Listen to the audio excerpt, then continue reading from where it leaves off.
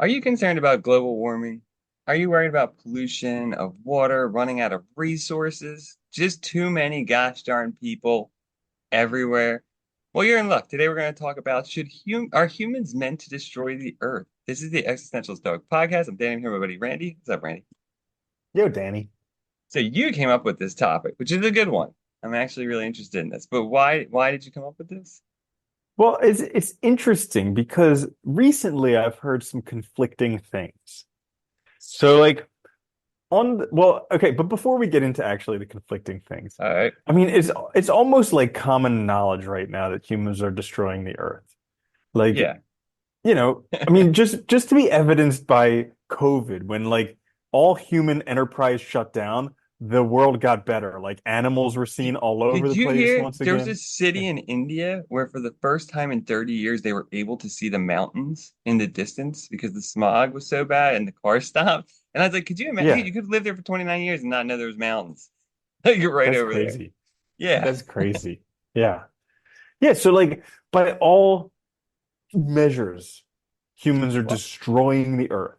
and And kind of if like, people are like, whoa, let me just point out that there is plastic particles in our blood, in fish, in every animal, in the ocean, yeah. So just on the aside. yeah, and so it's like we talked a few weeks ago about like what's meant to be is meant to be. So is it really, are humans really, because like you can argue against it, but like humans are destroying the earth. So then are humans supposed to destroy the earth? Like, is that the purpose of humans? And maybe the Yeah. Terminator's coming to destroy humans to save the earth. That is a good question because that whole thing, it is what it is, and you have to accept things as they are. I was thinking about that too because it is interesting because it's like, well, what does that mean for all the bad things that have happened? I mean, look, yeah, we can point to like the Nazis and the war and stuff, but like if that stuff didn't happen, my parents probably would never have, existed in the state that they did, and I might not be born, right? Or, if the dinosaurs didn't get eradicated, none of us would have a chance to walk the earth. So, like, what does it mean to accept things as they are? And then, like you said, right? Are we like, is this what meant to be? I mean, can the world be any other way? Dude, I think about that all the time because in Yeah. America, like, and also in France, I think they call it the 30 glorious years, the 50s, 60s, and 70s. Les Trente Glorieuses, which is what the French called it. But It's a good word for it, though, basically, or a good yeah, phrase.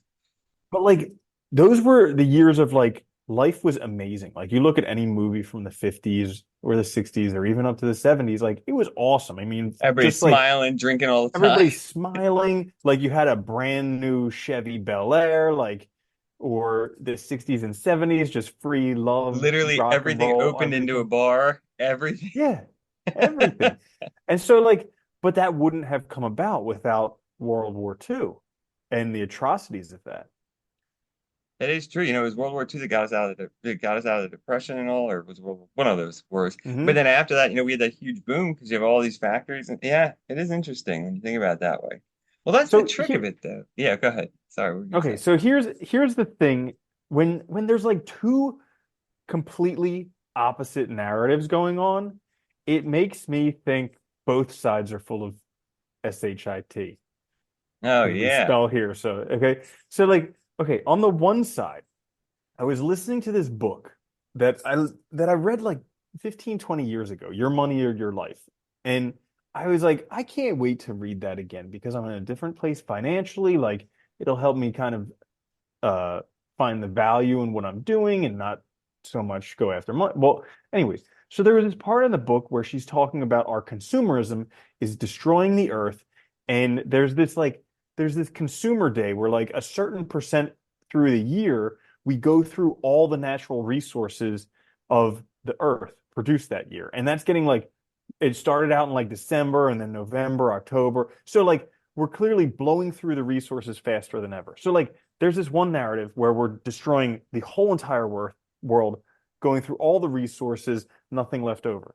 But then you hear the other side, this underpopulation thing, where like it's critical to have children because all of a sudden the world's going to be underpopulated with humans. And it's like, okay, those both can't simultaneously be possible. Absolutely not. No.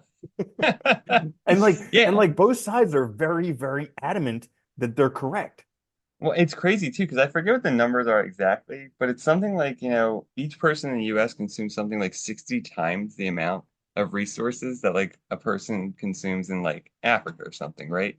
So like, yeah, the more people you add here too, it's worse in a sense because you're using more. But yeah, I mean that is interesting because you get these two narratives that are telling you two totally seemingly contradictory things. And we're taught, I mean, from a young age, right, that there's not enough.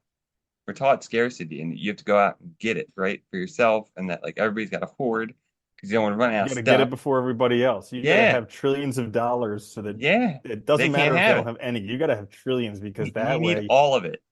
yeah. Yeah. They can live on 10 cents a day. Screw them. You need all the Mhm. money, and then you build your bunkers, and then you get your Well, the security. awesome thing I love, like the part that I love about that is like you go to any of these impoverished countries, on average, they're happier than any Yeah, westernized rich country. because they're not seeing Yeah. advertisements 24/7. They're not on social media comparing themselves to everybody else because there's nothing to compare to, right? Like, I mean, I think that is a big factor. They're not busy collecting something that you can't have enough of. Well, Like exactly. And then, there's no enough to money. Actually, that was the one good part of the book. Literally, they polled everybody in the audiences of their things, and like people would make amounts from like next to nothing all the way to hundreds of thousands or millions of dollars. yeah. And they asked all of them, how much are you happy and how much money do you need to be happy? All of them were not happy, and they needed roughly about 50% more money to be happy. It And then, didn't and then matter when they what their get there, income they're going to was. need about 50% more. Yeah. Well, Yeah. that's the funny thing because we started using this metric that's in a sense measures everything, but itself is unmeasurable. Money and like having money. Because there's always gonna be somebody that has more. You can always look around and be mad at and I think that's really the sad part is like it forces us to constantly look outside ourselves at others and compare ourselves to them. And then we're looking for things to find that they have more than us, right? I mean, we're literally looking for it. So it's really a bad place to be in for happiness. But let me bring up something that's going to be totally seem off topic, but I think it'll bring us back. Hope we'll see. So you remember in Nietzsche the eternal recurrence, right? Remind me. Okay, that's fine. So he has this thought experiment in the gay science, but he says, I'll give you the shorthand. But he says, imagine one day like this demon steals into your room and he says to you, he says, this day and every day before it and every breath and everything you've ever done, both in the past and the future, you're going to live again and again for eternity. So the eternal recurrence is the idea that what if life repeats eternally, but the same exact thing over, nothing changes. I mean, he says every breath, every sigh, whatever. And then the point of this thought experiment is he says, Nietzsche raises the question, he says, has there ever been one moment in your life where you've said yes, where you've affirmed life? And he says, if you've done, because everything's connected, everything, like we are who we are because of everything that happened in the past, including the past before we were even born, and all that stuff determines the future. Well, then if that's the case, you affirm everything. You affirm past, present, and future if you affirm one moment, right? Because you say yes to this whole thing existence. And so I always like that. And that kind of really hits on that, like things are what they are, right? And accepting what is. But he does this nice twist where I think like he also points out that like we are what we are because of everything that came before us. If you change one thing in the past, you change everything. So if you say like, oh, it would be so much better if I could go back and kill Hitler, right? Because everybody loves to talk about that if you had a time machine. Well, you probably wouldn't exist the second you killed him. You would fundamentally change the world, right? Like if you stop the asteroid from hitting the dinosaurs and wiping them out. So he raises this interesting question. It's not about loving the past, but accepting it. And one of his claims is like, if we can be those people that say yes, we make the past worthwhile in a sense. Like even though all this stuff might have happened, it was worthwhile because people like us exist. So it's a really nice way of thinking about moving forward, I think, or thinking about things in this way. I don't know if that helps, but That does. That's the good one. Uh, I was actually thinking kind of about that whole like if you change something, how would it change now? Because like when I the was a butterfly kid, effect. yeah. So when I was a kid, Jurassic Park came out and really awesome movie, good book.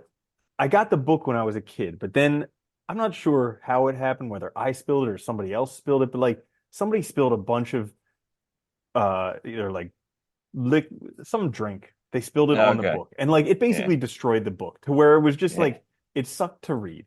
And I It wanted to gets get really another hard in the copy of it. real. Yeah.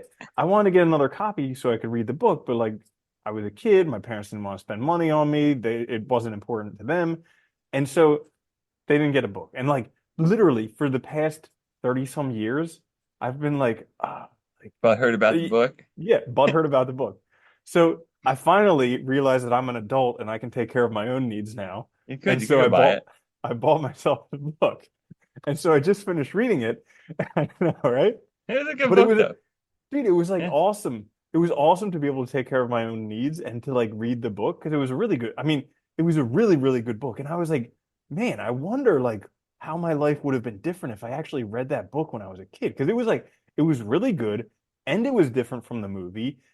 And it was like, it was, You might have went into archaeology. Who knows? Or like who dinosaurs, knows? I right? could have been a veterinarian for dinosaurs, you Could have know? been. You could have started Could have, raising dinos. Who knows? exactly. So like Yeah. interesting. But this is also another thing. So like everybody's so concerned about humans are destroying the earth. And that's BS. Humans are destroying, if anything, humans and maybe some Yeah. other species.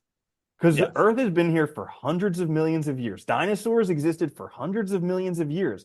Humans have been here for a blip Yeah, on I the never time understood scale of that. everything. Like, yeah, nature will Hmm. reassert itself. Something will come after. Just like when the dinosaurs wiped out, you didn't get more dinosaurs, right? You got a totally Hmm. different planet, essentially. So, like, yeah, the world will theoretically move forward without us. I don't think that's the issue. I think the issue, but I think that's the funny thing because we say we're destroying the earth, but we forget that like we're destroying our chances of humanity making it on the earth. That's what we're doing. And like, yet, and even though that should motivate us to make changes, we've done nothing. You know, it's funny. Hmm. Actually, like every time I teach environmental ethics, it's just depressing because I have to like read all the stuff about what's going on and how nobody's done anything, and it's sad. But you know the Paris Climate Agreement, and now all the countries agreed to lower their emissions by X number. Well, they were self-reporting. So when they met again the next time, they all lied. All of them lied. And it came out Nice. afterwards that they all lied because none of them wanted to look bad. But, they all did the thing of like politicians were like, well, we didn't hit it, but like, we'll just say we did, and then we'll get there quickly. Uh-huh. We'll fix it Yeah. kind of thing. Yeah, and it's just like, and it's funny because it's like that's the mentality we have, right? We're so focused on the now and getting more right now and that greed that we can't see 5 months in the future, a week in the Hmm. future. I mean, look at it, look how we treat stock markets and companies. They have to Hmm. constantly, it's there's was it social ecology talks about this idea of grow or die, that we live in a culture that believes that if companies don't grow, they will die, and they have to have this wild Hmm. expansion. It's totally unsustainable. You can't Yeah. do it, right? I mean, we see the results of The that. only thing that grows or dies is cancer. Yeah, yeah, literally, And it's like, right? but that's the business model for companies, Yeah. cancer. Yeah, but that's how we we structure ourselves as like a cancer on the world. I mean, it's funny. Hmm. Look at like this whole thing with like electric vehicles, right? Everyone's like, oh, they'll see. First of all, you have to drive those things for like 10 years before they're actually compared to a regular gas car, like carbon, there's a Hmm. benefit to the carbon thing. Because people forget you gotta make them and all. And all the battery, all the heavy metals and stuff we need for batteries. Now they're talking about harvesting the nodes off the ocean floor. We have no clue what's gonna happen if we do this. But Hmm. we need resources. So Yeah. gotta Yeah. use that stuff. It's pretty freaking nuts. I also don't worry too much about humans destroying the earth because we kind of live on like a as Borrowed needed time. basis. Yeah, well, yeah, of course. But but also like it's we always do things like last minute. Oh Like you yeah, were totally. mentioning, we have a hard time, 10, 20, 30 years in the future. But if there's a pressing need, then what has to happen.